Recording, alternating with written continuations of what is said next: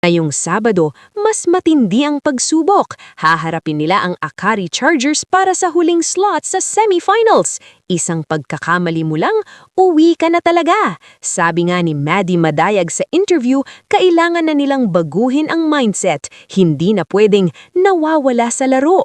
Kailangan nilang dalhin ang momentum ng 4th at 5th sets ng labang ito.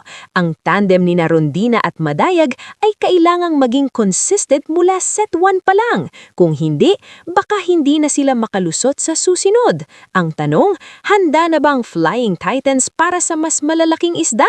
O hanggang dito na lang ang kanilang swerte? Kayo mga ka-Jost, ano ang masasabi nyo sa performance ng Choco Mucho kagabi? Tingin nyo ba ay makakapasok sila sa semis kontra Akari?